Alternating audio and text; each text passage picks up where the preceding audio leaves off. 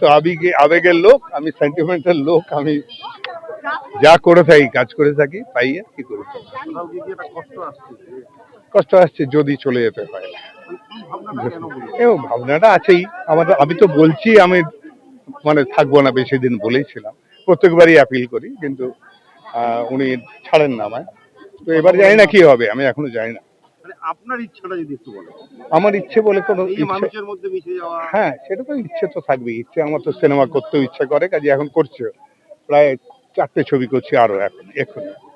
আজকেই বোম্বা বললো নাকি কাকা বাবু পার্ট 2, মানে এক্ষুনি আরম্ভ হবে। 3টে 4টে হলো, 5 নম্বরটা করবে, তাতেও আমায় থাকতে হবে, এরকম আর কি ব্যবস্থা আছে। আমেরিকা থেকে একজন এসছে, তারা একটা ছবি আমাকে দিয়ে করাবে বলে, এইসব আর কি এখন চলছে পর পর। এইসব মানুষও তো আপনাকে আরো একবার বিদায় দিতে বলছে। সে তো চায় নিশ্চয়ই, তাদের তো সম্মান আমি করবোই। এখন সবটা ডিপেন্ড করবে, উনি যদি বলেন যে না আর থাকার দরকার নেই, তাহলে তাই হবে, যা বলবেন না তাই হবে।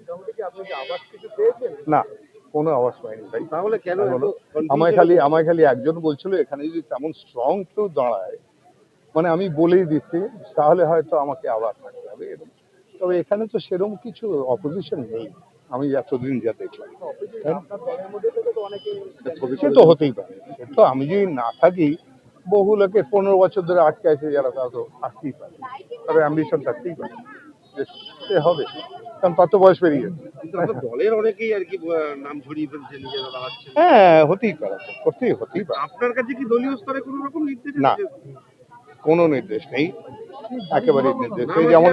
যেমন আমার শরীরটা খারাপ ছিল, সেদিন আমাকে জানিয়েছিল এবির এখানে যে মিটিংটা ছিল, কিন্তু শরীর খুব খারাপ ছিল, সেদিন আমি বললাম যে আমি আজকে যেতে পারবো না, প্রচন্ড রোদ্দুরও ছিল, শরীর একদম ভালো ছিল। এটা নিয়ে আপনি যে